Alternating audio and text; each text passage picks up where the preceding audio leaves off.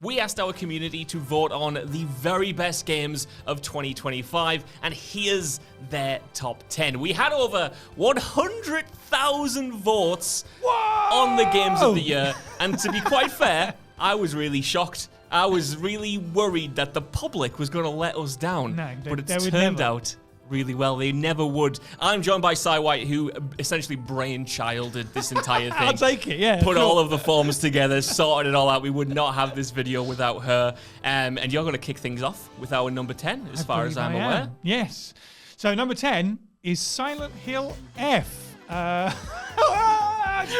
Scary! It's the people from the fog doing it. Trying to find a themed one for every single game that we do. Number 10, Silent Hill F side. Silent Hill F, which is, so the first two entries here, we did a bracket. Silent Hill 2 got 22% in its opening bracket. Pretty good. And I'm happy with that as well, because this is a game that's quite important to me, but it's landed in such a stacked year that I think it's otherwise probably might have been higher up the list in general, but I'm glad that our audience just got it past the post to get it into the top 10. This was one because of the reasons that you've just said there, including just how stacked the month and the following month was when it came out. I thought this one might have just slipped out the top 10. So just to see it sneak in is really great for me, because I think this was such a good return for Silent Hill. Yes. Obviously, we've had a few Silent Hill titles that have varied in quality. We had the Silent Hill 2 remake, which I absolutely adored, but then we've also had guff like The Short Message, which was less good. And this being the new mainline title, there was so many expectations around it. It being the first title set in Japan, obviously,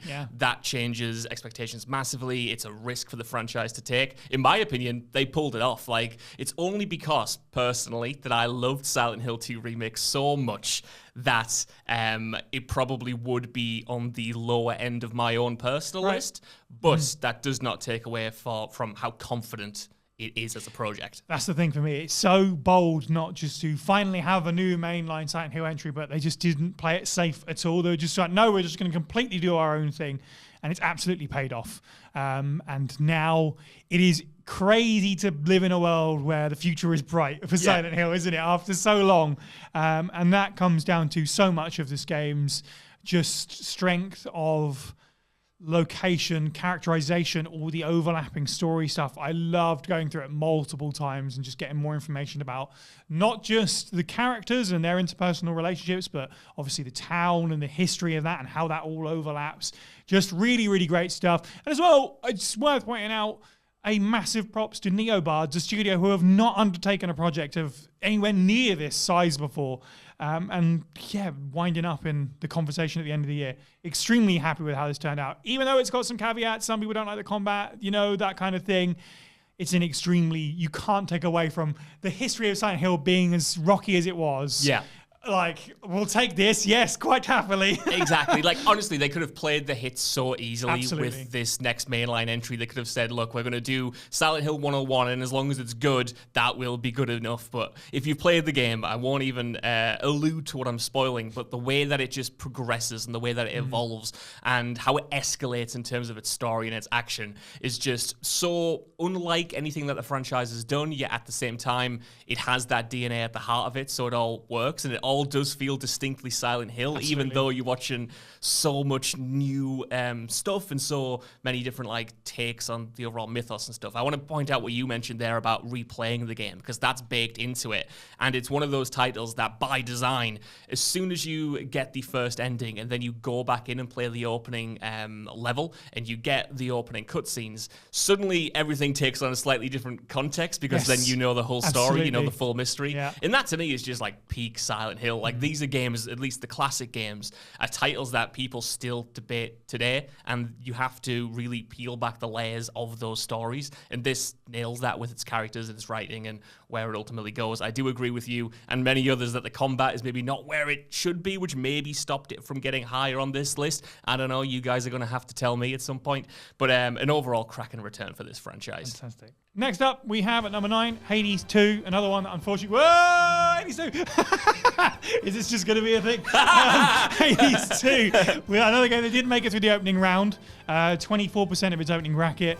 But for me, really glad to see this, because I feel like the conversation around this game, and it might just be my social media, I just didn't see that many people talking about it. So it's nice to see it in a lot of the runnings for award season this year. I haven't played a whole bunch of it. We played it a little bit when it entered early access that week, and I played it a little bit recently. And I just love how instant it is. Like, you just get it straight away, whether you've played the first game or not. You're just thrown in. The combat feels great immediately. You're being introduced to all these great characters. And just Hades is such a beloved game, and following it up with a sequel that, to my understanding, most people would say is better than the first game, is a hell of an achievement. Absolutely. You know, it's funny, by virtue of the design of this video and the way that we've put the games out and you guys have voted on them, this is the one game on this list I actually haven't played, apart from that one very brief stint when it was in early access. And I think that you mentioned there about, you know, social media and people you may have followed not really talking about it too much. I kind of think Hades 2, for as good as it seems to be, kind of suffers from the fact that a lot of people expected it to be really good. You know, it's Hades 2. Everyone loved Hades 2. I loved Hades. It was a game that really helped me get into roguelikes as a genre.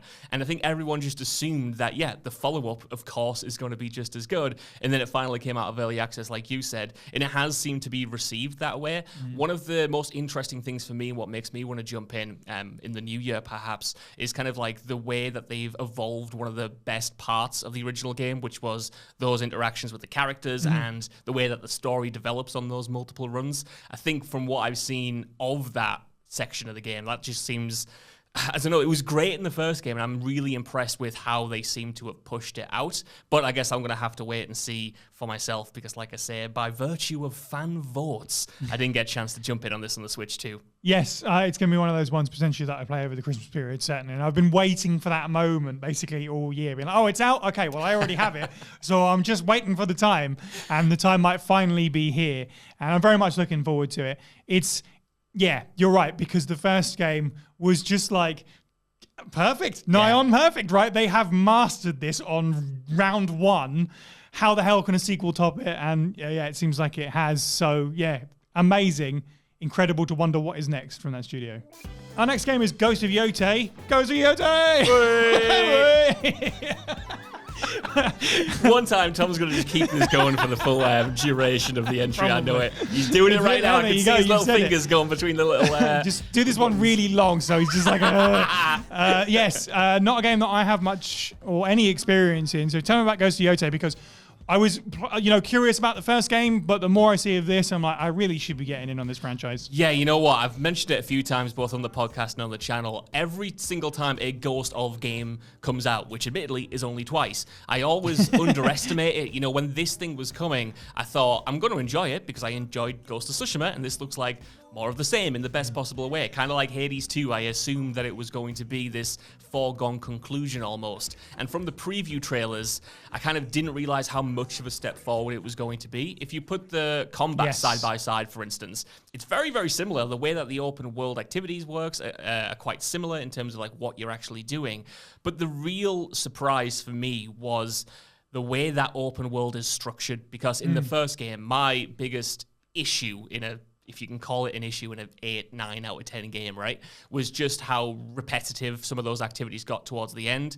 And it seems like they've taken that criticism to heart with the sequel, because Ghost of Yōtei is like more inspired by Red Dead Redemption 2's open world or The Witcher 3's open world than it is an Ubisoft one or an Assassin's Creed one specifically. And that's because as soon as you jump in, it's got like such a sense of place, and it's about embodying the character of Atsu, who's the new character this time around, and really kind of like living in the world, talking to people, getting leads, getting clues about where to go next, interrogating people about the people that you're hunting down. And the way that the open world unfurls itself to you is just so much more natural and dynamic than it was in the first game. So you take the first game's already excellent combat system, stealth, add a few new bells and whistles to that. Atsu's more aggressive and scrappier and more improvised, combat style, where you can pick things up at the floor and just launch them, where she's like stabbing people and then like rolling on top of them, getting all muddy and stuff. You know, it's kind of, she doesn't have like the honor that Jin had towards the beginning of the first game. where he's kind of like more trained and he's more clinical. She's like, I'm just going to try to get through this fight as much as possible. I'll probably bite your neck out if I absolutely have to. But that works already. Exactly. But that works to really separate her from the original character and allows you to embody the world a little bit more naturally, I suppose, because you are this sort of outsider. You are this person who a lot of people kind of like disregard, like a ghost. You know, you can get by with being quite unassuming, but it's the way that you rock up to a new part of the world, you talk to people, and you can just like naturally follow your nose. That made it such an engrossing experience for me, and hopefully for everyone who made it number 8. Yes, it just looks like one of the most like wonderfully artistically designed video game worlds we have right now. And on top of that, obviously, I don't know where you come down on this. I can guess from what you've just said there, but obviously we're in an era now where a lot of PlayStation games are being accused of being iterative sequels, and this might be the one that's the furthest from that. I've seen a lot of people saying, yeah, they've really fleshed this out a lot more. The open world is a lot denser, I saw people saying. So there's actually stuff to do in it, or it's not quite as big, but it's just more involved, which is really interesting to me because I don't hate like an open world, but I'm very picky about it. So that interests me definitely. You know what? It is a tough one. And again, maybe this has stopped it from getting up into like the top 5 spots because, yeah, it is. For as much as it changes, it's still very familiar. Like I played Ghost of Tsushima again going into Yōtei, so I kind of played them back to back, both on the PlayStation 5. And I'm pleased I had at least a slight break in between because it's a natural step up, and the stuff that it overhauls is very welcome. But say you went through Tsushima last month and you thought, I've had my fill of this. Jumping straight into Yōtei probably isn't going to do enough for you mechanically. And I definitely get that criticism of Sony sequels like across the board. That was also the same with Horizon and God of War, etc., etc. To me, it's always like, I don't mind an iterative sequel as long as what is changed feels substantial and purposeful.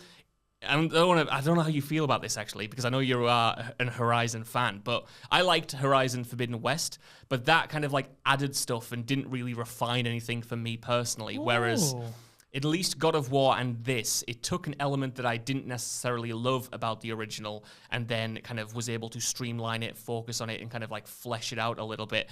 To me, maybe sacrilegious. Horizon Forbidden West is a good game, but it feels like Zero Dawn with a bunch of new stuff added on top, if that makes sense, rather than like cutting off the fat and really focusing in on what works and trying to fix what doesn't. And that's my only maybe minor difference between how the two have been made. Our next entry is Dispatch, number 7. There goes the lights again. There we go. Si, you need to tell me about this, right? Because Dispatch is the one game, apart from maybe Hades too, but everyone's talking about Dispatch. I haven't played Dispatch. Yeah. Everyone who plays it seems to have loved it. It's coming very late to get an entry on this list. Is it good? It's great. And I'm so glad because I was almost in that camp as well. I literally played it last week, I think it was, over the course of 2 evenings, just like blitzed through it, which was great in itself, just being able to do that. What a wonderful surprise. I don't think anyone was looking for new Telltale-esque experiences. But this is one of those things where it's like, oh, this is something we didn't know we needed. And lots of people seem to be feeling that way around it. It's just nice to have something that refreshes that feeling of kind of what they called...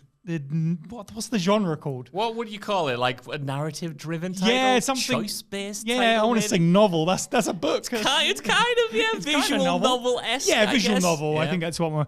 It's several animated films snapped together with some gameplay in the middle.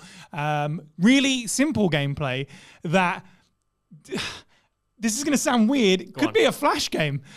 Complimentary. Okay. I loved how simple and easy it was just to get in. Like, it's one of those things because it's such a genre that just anyone can come to. It's just about making choices, and then the gameplay comes, and it could be overly complex, but there's a complexity to it in terms of the choices that you can make, sending all the heroes out to do the various bits and pieces. But it is just clicking the buttons and watching them go and enjoying the witty banter between everyone. And obviously that is the biggest strong suit of the game, is the writing's great. It's really zippy, really funny. The performances from everyone. Aaron Paul just puts in a great go at the protagonist. But everyone's just incredible. Like Hades 2, this is one of those things where I just come out of this, and I know so many people feel the same way, where it's like, what are they going to do next? Like immediately, like this is a brand new studio and everyone's going, cool, can't wait to see what's next. Love that when season 2 of Dispatch or whatever you do. So it's just great to see a success story like this, and great for our fans too. I'm glad that it got, in fact, through the opening round into the semi-finals here as well, which is really nice considering, it came so late in the year. Such a statement of intent in that as well. Yeah, deceptively simple, but wonderful, clean. I don't want to say flawless, but I can't think of anything that I would change about it. Right. Oh, man. I can only talk about like the way this thing was produced because I obviously haven't played it myself. But you mentioned there like the word success story. That's 2 words, but I'm going to count it as 1. You mentioned the word success story. Success story. and everything I've heard about this game is like just how tough it was to get it over the finish line. Absolutely. How it started as something completely different. How it almost like sent the developers under at a certain point. So to see it even come out and then also gain the success that it has both critically and commercially. I think just this morning I saw that it had crossed 2 million sales, which is just absolutely outrageous considering you would look at this game and maybe pin it as something that is a little bit more niche or maybe would have been overlooked entirely considering the time of the year that it is. Its episodic release, which it seems to have totally justified and made it quite innovative. Honestly, right, Dispatch kind of proves that although the Netflix binge model still has its place, there's so much just power to be had from word of mouth to drop something and have it be coming week to week and have the fan base build up as episodes drop and people talk about it. And by the time you get to near the finale, people are going, have you played Dispatch? It's the best game of the year, and its final 2 episodes are dropping now. That's completely what happened as well. I read this morning the CEO of the studio said, everyone said don't do this because every week your numbers are just going to go down and down and down, which is precisely the opposite of what happened. Like more people jumped on top because everyone was talking about it.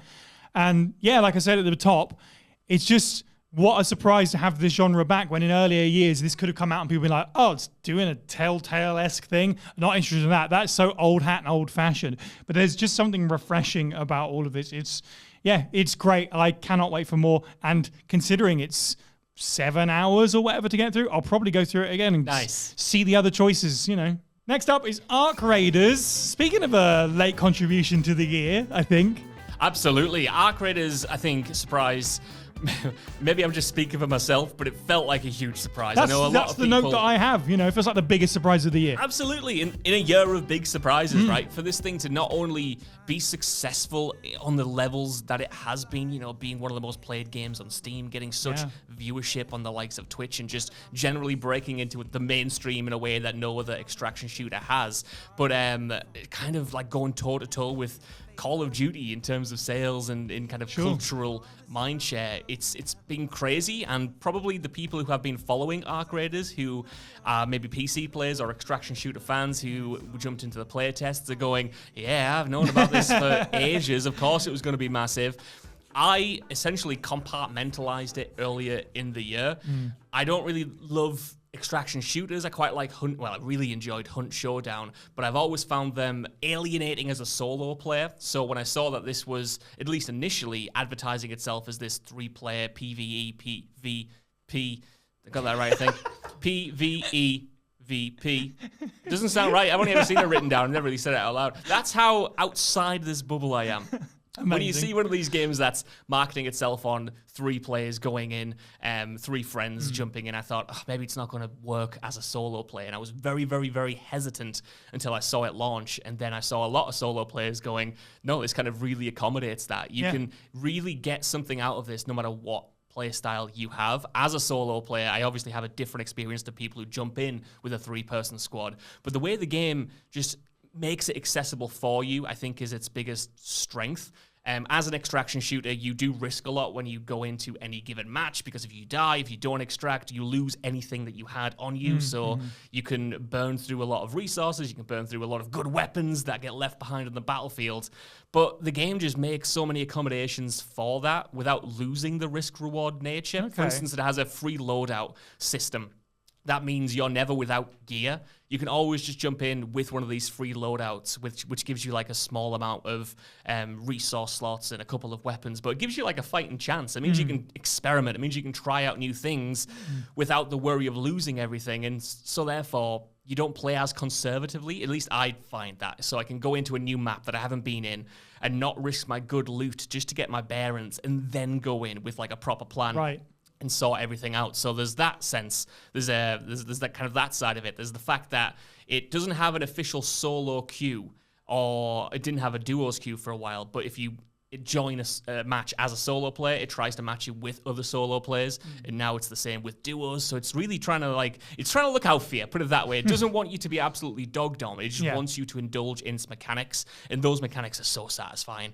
It kind of reminds me of The Last of Us factions mixed with a bit of The Division in there. It's a third-person shooter, but it's very weighty, it's very immersive and grounded. The weapons themselves are impactful. The enemy AI, which are robots that are roaming these areas, are so menacing, but it feels just really tactile to take them on, and satisfying, obviously, to get a one-up on them. I think the crafting system's pretty much perfect. You're always on the hunt for better items than what you have, but you're also taking blueprints back to base for more persistence, for more persistent upgrades, and that goes hand in hand with the ability tree as well. So it's just like, extraction shooters have been around for ages. They've been incredibly successful. This, to me, just feels like it's bringing all of the best elements to the table and making maybe not the most complex and in-depth game anyone's ever played, but definitely the most accessible version of this that anyone's played. And the fact that a lot of people, myself included, are now loving this genre because of this one game. Yes, we mentioned Hades earlier in this video, you know. It reminds me of what Hades did to me, where I was like, oh, I've been missing out on this entire time, because you've kind of added all of these quality of life tweaks, and you've kind of twisted the systems in a way that has gotten maybe outsiders in to a genre they may otherwise not have tried. In at number 5, we have Battlefield 6. Ooh. This is also not really for me. What I will say is I have seen a colleague of ours, Ewan Patterson, playing this over his shoulder. That's good enough. That's all you need to and that's talk like about, experiencing it, right? And also having seen your gameplay footage, because I edited some video for you. Just even though this isn't typically my genre, I instantly got why this was such a big deal. Like, I've never seen a more entertaining but also immersive looking military kind of sim shooter before. It did make me go, oh, so what's all this about then? For a moment, it almost had me. How has it had you for the year? How are you feeling about Battlefield 6 now? Yeah, I have really enjoyed it. You know, when it was first announced to be returning to kind of its roots, more or less. Yes. The aesthetic and present day military shenanigans of a Battlefield 3 or a Battlefield 4.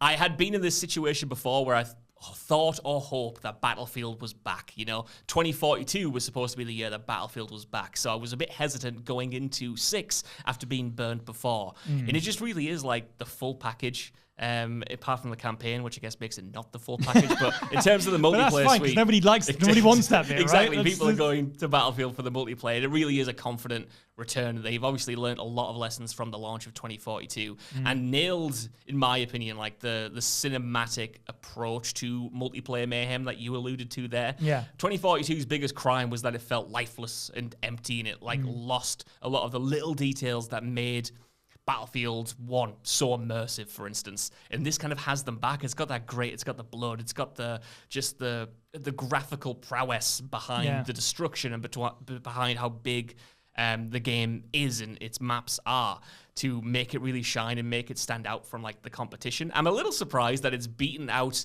Arc Raiders, just because Arc Raiders feels a little bit more innovative. But at the same time, Battlefield 6 is such a crowd pleaser in the best possible way. I don't even mean that in a derogatory way. I mean it in a complimentary way, because it is something that anyone can jump into, even if you don't have experience in shooters. And it's got the depth necessary to appeal to someone like me who's been playing Battlefield my entire life. Yeah. But also you can just jump in like Andy Murray has, and just like have fun within this combat space, because you've got the infantry combat, you've got the vehicular combat, you've got some pretty well-designed maps. Some of them are contentious because they're a little bit smaller than in previous releases. Yes, I saw this, yeah. So I definitely see it's, you know, there's going to be personal preference here and there, but it is just so content-rich, like got so many weapons, got so many gadgets and camos and stuff like that. It's even though there's a battle pass, it feels like the most recent Battlefield game that hasn't just tried to rinse you of your money, at least at launch. I'm sure it will get bad as it lives on. But no, it's like I said, crowd pleaser is the best way I think I could possibly describe it. And I think as a result, that's why it's maybe surprised a few people and got into that top 5, because I don't know, I personally don't really know anyone who's jumped into its multiplayer and gone, that sucks. I didn't have fun there. Yeah, absolutely. It's so funny in a year where Black Ops 7 comes out and basically just gives them an open gold. They didn't need to go as hard as they did. Yeah. But yeah, you're right. Like the fact that it's here is really, really great. Like good for them. It's nice to see them come back and just slam dunk it from the beginning. And hopefully it sustains. Like the future of Battlefield, very much like, what could they potentially do next? But this is a good foot forward, it seems like. Definitely. Next up, we have Split Fiction. Which I'm reliably told slaps. Yeah, it slaps. So good. I'll stop pressing buttons now because I imagine that's on my microphone. Oh yeah, I didn't even think about that. Tom, god damn it. Split Fiction. You didn't play this one? I've not. I've been doing the catch up with all of their games up to this point, but that one's definitely still in my future. For me, this is one of those ones where we talked about surprises. I don't think the game being great was a surprise, but it's nice to see it. Top 4 here, top 4 for our audience. It was one of the earliest, if not the earliest, Game of the Year contender release for the year. And yeah, conversation obviously gets quiet throughout the year if you release early on, but yeah, it maintained at least, so that's nice. Yeah, I'm pleased to see it maintain. As someone who really enjoyed but didn't manage to love It Takes Two as much as a lot of people did, this was the game that I gravitated towards out of the pair, just because I love what it does with the mechanics and the gameplay. Like, obviously, It Takes Two and all of the other games from this developer, to be fair, have really innovated on the co-op mechanics, but this one just feels, to me, next level. The way it plays with perspective, the way it plays with the complementary different powers that you get, the scale of it. Like, I was so impressed with just how much is going on screen. Like, it's visually really stunning and spectacular and cinematic at times as well. There's so much different variance in the different levels and the different styles of gameplay that you're indulging in. It's, if you don't know, it's split between like fantasy worlds and sci-fi worlds. But then you've also got these great little offshoots and side missions in there as well, which revel in the kind of humor that has made stuff like It Takes Two so popular to begin with. Yeah. And they're just great palate cleansers, like these little extra missions that are in the really quite demanding gameplay gauntlets just act as like such a personality-filled reprieve from platforming or shooting or whatever it is, and just really work to flesh out the world. And again, give it so much character. And funnily enough, despite how good the main sections are, those extra bits, those side missions, they're probably the things that you remember the most coming out of the experience, at least story-wise, in terms of the interactions and what you can do. It's just it's a pure magic game, I think, overall. And it's one that, as soon as I finished it, I messaged my sister, who does not play games but loved It Takes Two, and I was like, I know you don't play these things. You got to play this thing now. You get it at launch. I know it's probably a bit expensive to what you normally pay for a video game, but you are not going to like regret that purchase at all, in my opinion. Yeah, after It Takes Two, one Game of the Year before and everything else, and it was such a big success, you just knew that the next game was going to be massive. So it's glad, I'm glad to see that kind of payoff, and it's on the page, you can see that it's great, right? Whatever the video game equivalent of that is on the screen, obviously. I'm glad it comes across. And if It Takes Two didn't cement the studio forever now, this is very much it. Like they're going to be around for a while. And as with other things we talked about here, the future is bright. I think they're going to have to make an interesting pivot after this and try something completely different to innovate. But from what I hear, a lot of people saying this is the peak of the style up to this point. So this is very much my most anticipated must catch up on game of the year. Absolutely. I'm just spacing them out. I played It Takes Two in January. There's a lot of games to play in 2025. I feel like a teacher because I can see Tom with his hand up over there, desperate to speak about Split Fiction. Come on, Tom, take it away. It's one of the most technologically impressive games I've probably ever played as well. Yeah. Like there are sections in that game where you're both going through the exact same world, but it's completely different art styles. But amazing. The most stunning graphics you may have even seen in a game for a long time. It's just what it does with every single gimmick. Every single moment of that game is not wasted. Yeah. I played it with my partner and we had the best time just sat on the sofa playing together. I'm just like, oh my god, the bomb game where you kind of throwing the bomb across each other, and the timing you have to get down, and the communication skills you have to like. It is a fantastic relationship test game. Also, It Takes Two. It Takes Two is a fantastic game, but yeah, I agree. Split Fiction, a whole new level. I adore it. Awesome, beautiful. Great. All right, we're in the top 3 now with Hollow Knight Silksong. Whoa! Which I think, do you know what? If any game deserves it, it might be that. It's true. One of the most long-awaited sequels in all of gaming, and it finally, Silksong is real, it is out, and it is bloody hard. I know that much. No, you're absolutely right. I can't believe that Silksong is on this list, not because it's not a great game, but because I didn't expect to see it actually coming out this year. It was such a lovely surprise after so many years of radio silence to just see this thing drop, and more importantly, speak for itself. It is, like you said there, a tough as nails game, but one that is so just satisfying, in my opinion, and silky smooth to play. It lived up to the expectations that Hollow Knight established, and then some. I think Hornet as a new, not obviously a new character, but the new playable character is such a cool change from the Knight in the original game as well, just because she has this really distinctive personality that allows the writing to shine even more so than it did in the first game, in my opinion. I really love her interactions with the population that she's like obviously that you're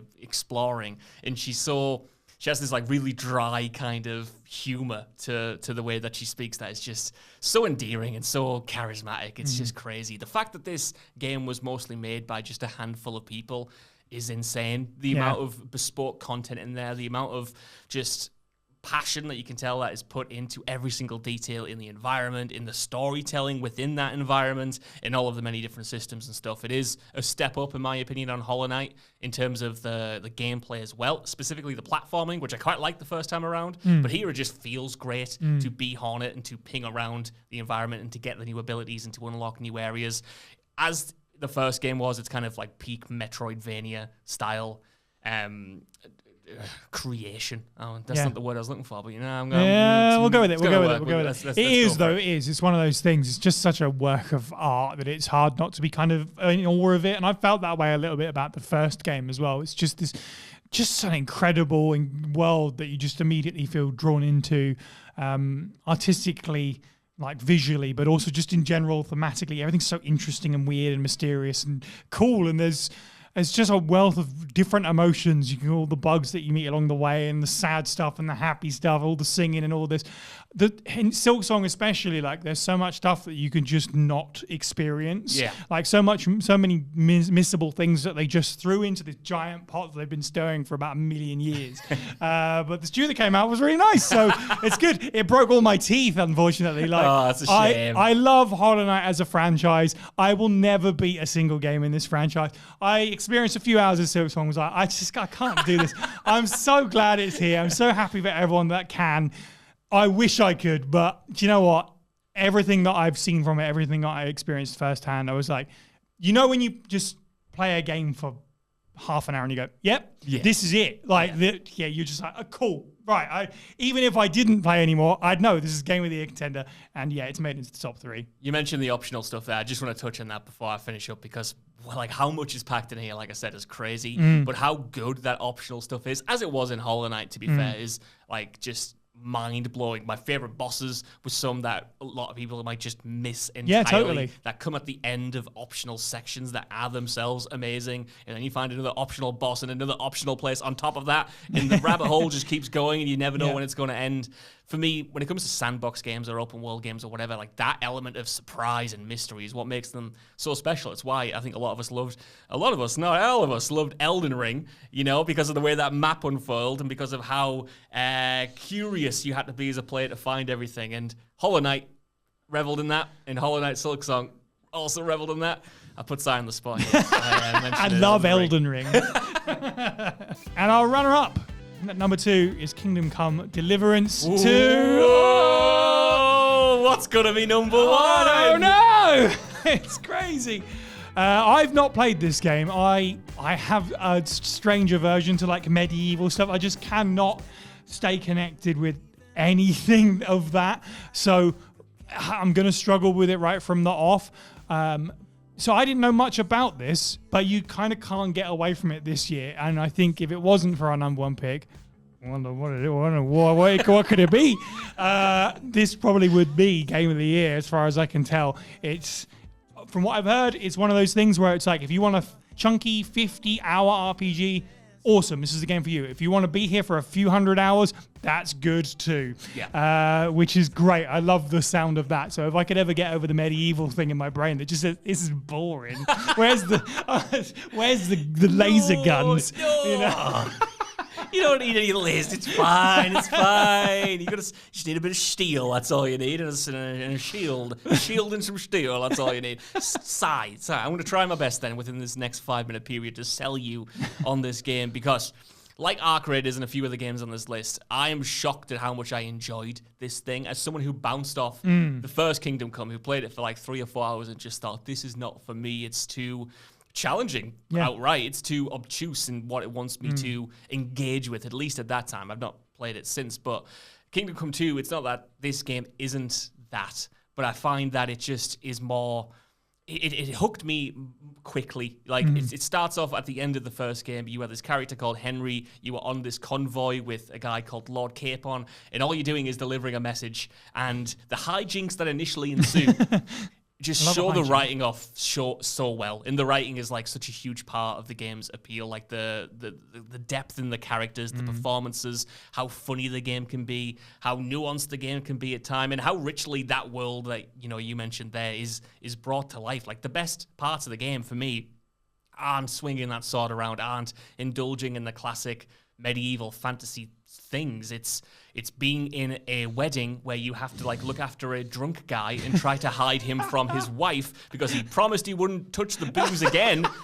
And you weren't looking at him because you've got the entire realm like on the back of your shoulders, and you've got bigger things to think about. But this guy you took your eyes off him for a second, and he's drunk and he's in the corner and he's weed himself, and you need to clean him up, you need to sober him up, and you need to get him back in without his wife or his family realizing he's relapsed on the booze again. And it's just those little interactions that make, like, actually you're not saving the world in the conventional sense, but trying to preserve what is there, trying to make life for these people better. Like, if you didn't have those characters, if you didn't have that life within the settlements that you go to, the overall narrative wouldn't be as impactful. But like, you care about what happens to the entire open world because you get to know everyone so intimately, both in terms of their flaws, in terms of their more heroic attributes, and it's just such a sharply written game. I haven't even touched on the mechanics, and I don't have time to because there's so many, but as an RPG, it's so impressive. It puts so much emphasis on the context of whatever you're doing, who you're talking to, player choice, how you want to mold your Henry as a character, how you want to speak to someone and trying to court their favor with how you dress or how you present yourself. As an RPG, it's magic in that regard, and it's not for everyone because it's demanding, it's challenging, and it has systems that are purposefully designed to piss you off half the time. Right. But meeting it on its level, if you can get immersed in its world, it does offer a sense of satisfaction that I didn't get from the first game, but I think going back now, I would appreciate so much more. And I think that's a running theme throughout all of this, is that many of these games have such a strong sense of their own identity, and this one very much so as well. It's not going to be for everyone, and it just doesn't care. Yeah. And the fact that it has managed to land with as many people as it does, that's great, and we need more games like that. And coming in at number 1, to the surprise of absolutely no one, is Clair Obscur Expedition 33. Hey, who could have seen this one coming? I know. Crazy. In the opening round, it got 69% of votes. In the semi-finals, it got 38%. And then in the final, where it went toe-to-toe with Kingdom Come, Hollow Knight, and Split Fiction, it still got 63% of the vote. So, yeah, it was every other game's year to lose to Clair Obscur. A game that I have called multiple times the best game of the last 25 years, and I will stand by that. I have rarely seen a video game captivate almost everyone. Scott used to talk about this before, as you all know, where he's like, sometimes video games can be events and we just don't get that very often anymore. And it's kind of was that, which was nice. It's, as well, working in the industry that we do, so telling to me that when this game came out, we had so many of the freelance writers here at What Culture pitching something just because they wanted to talk about Clair Obscur. Yeah. They'd just find a subject just so they could have an entry about Clair Obscur in there. And I was like, I have never seen that happen while I've been here. Just incredible. Obviously, there's so much to go into in terms of the story and the visuals, and the story behind the development as well is a big part of what makes it such a special thing. And I think has rallied everyone around it as like this massive underdog story. But from a gameplay perspective, I think people knock it sometimes of just being, hey, it's a turn-based and it's doing a parry thing. And some of these elements, they're in the Mario RPGs, for example. One of the elements where you put all the Lumos, is that what they're called, together to outfit your characters. It's like Final Fantasy IX. The thing is, obviously there's Persona elements in there and stuff like that. I think it's just such a greater sum of its borrowed parts. Exactly. And that's the thing for me. I think it is innovative in its own way, but it doesn't have to be all the time. It can still just be brilliant. And it's... Like you say, even if it has taken elements from other gaming franchise, like I would personally slap the mustache off of Mario, but I'm not going to slap the mustache off of Gustav, for instance, just because I think he's a better character, that's all I'm going to say. I'm just saying things for the pops now. I don't even know. I don't believe anything that I'm saying. No. I think, like you mentioned, we have taken the mick out of it a little bit by talking about how obvious it is, but I don't want that to undermine or undermine. Undermine. I like that one. Undermine or undersell just how good this game is, because so ever since as soon as it dropped, pretty much essentially, which is kind of unheard of, everyone was talking about it. Everyone was like, have you played this game? Even if you don't like a JRPG style, you need to try it. And as someone who doesn't love turn-based combat, I was similarly pulled into its orbit, and I'm so grateful for it because, like you said, the story is excellent. Probably I have my own, I don't want to keep talking about me, it's not my list. But, I think it's just so good that it is so expansive that you can have someone like myself who just wants to talk about it, even if I don't love every element of it, because it's so rich and because it's so deep. And I love it not because want to talk about it, not because I think it has issues or I think the story is bad, but because it takes such swings and developments that weren't necessarily for me, but are so fascinating and so worthy of discussion because it's such a cool overall narrative. And one of those water cooler games, I think, where you get through Act 1 and you want to talk to people about it. You get through Act 2 and you want to talk to people about it. You're still going into Act 3 and you're like, I cannot believe this game has new things to throw at me, both mechanically in terms of the open world, but specifically in terms of the story and where that goes. It's been such a joy to see other people experience it. Yes. On the What Culture Gaming Discord, which you can join now, the big discussion about Clair Obscur, it was just so good to jump into and watch people play through it in real time and be like, I remember when I was there, I remember my thoughts and my feelings. Yes. And it's so cool to see how you are reacting to it. It just has that, like you mentioned, event feeling to it, but it backs it up with quality and depth galore. Yeah, for sure. I was going to mention the Discord as well, because there was just a period in the year where the What Culture Gaming Discord just kind of became a Clair Obscur fan club. It had certainly like a corner where it was just like, this is where we all congregate to talk about what's going on. Which was great. I am a fan of the turn-based of that as a genre. So for me, it was just like finally the thing that I love now has a chance of being not just up in the upper echelon of what's been talked about, but this isn't the only award it's going to win this year. It's it's very much going to sweep the year. I think the only award that matters. Some would say. That's true, actually. Yeah, I mean, I am contractually obligated to say that. But what I win for its genre, the size of its team, and obviously, like we say, the story of how that team got together, its sort of design philosophies. It's so weird because it's like a throwback. Like it's open world, for lack of a better term. That means things now that it didn't when this genre was in its prime, but it's world map area, if you like. It's just so like, this was so old school. I love how like silly and pokey, and it's so nostalgic to me. And it's like that. It's not overexerting itself, and yet somehow what it achieves with what it had at the core with that small team is incredible. No team more than other. It's just like everyone's going, right, what is next? And I'll be happy if this is it. Like, this is like a perfect game. The fact that the game came out earlier this year and they have a sold-out Symphony World Tour already, I couldn't even get tickets to that. I'm slightly mad. But, yeah, so incredible. Clair Obscur Expedition 33, it's the best game of the last 25 years. Wow. And our audience, they at least agree with one of those years, and that is this year. If I speak, I'm in big trouble. Amazing. go. Woohoo! The real game of the year is Scare Story. It's not eligible, Tom.